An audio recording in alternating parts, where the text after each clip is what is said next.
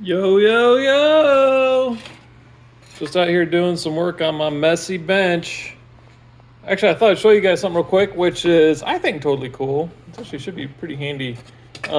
These 3D printed, basically like sacrificial welding jigs I'm making.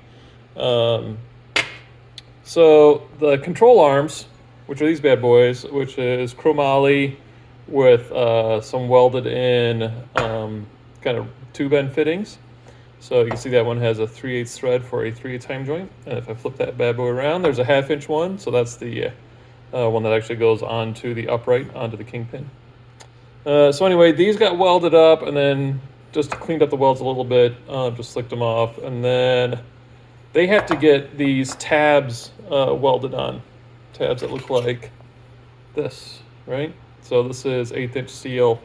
So the plan is to basically, you can see there's two. So there's a rod end that gets bolted in there, and that is the pull rod for the front suspension. So the front suspension is going to be pull rod again. And then this single one is actually for kind of the rear support. Actually, let me just go over here to the car. It's for the rear support tube. That out of the way. So, the front tube will come straight out right here, and then there's a rear support tube that triangulates it, and that's what also allows you to set caster, which is we talked about that before with our kingpin inclination.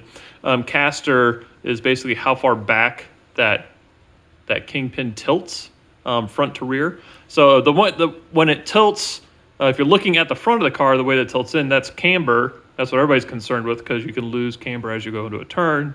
So you want to maximize your camber gains. Make sure that you're getting a nice flat contact patch. But then you also get caster. That's how much it tilts back. And that does a whole bunch of stuff, which I think we've talked about before. It self-centers the car, kind of does a lot with steering feel, does a lot with weight jacking on the car, depending on how much you turn the steering wheel, all that fun stuff. So anyway, so the front, like I said, is going to be a fixed solid welded tube.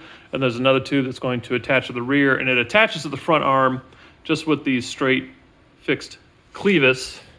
If I go back over here, so you can picture this tube welded in here.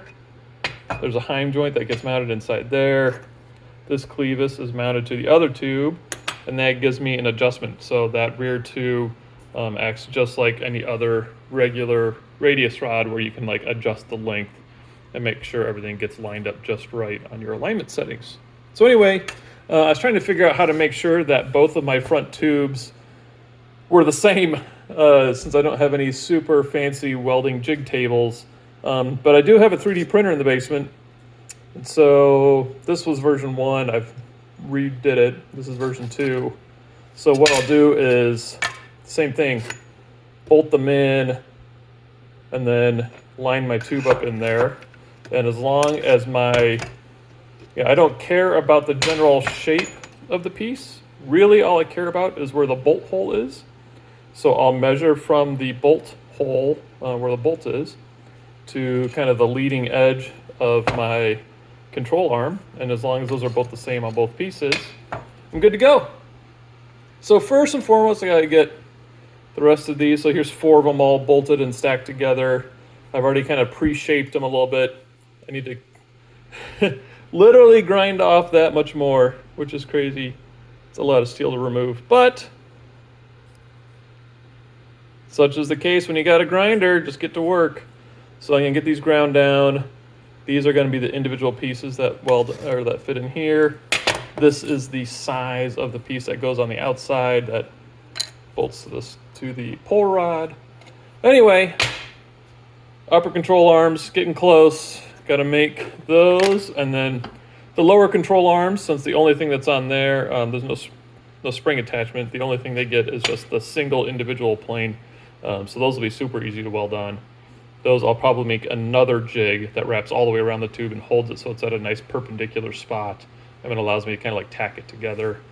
Yeah, that one will be super easy. So hard ones first, easy ones later. All right, time to get to work. Hugs and kisses. Bye-bye.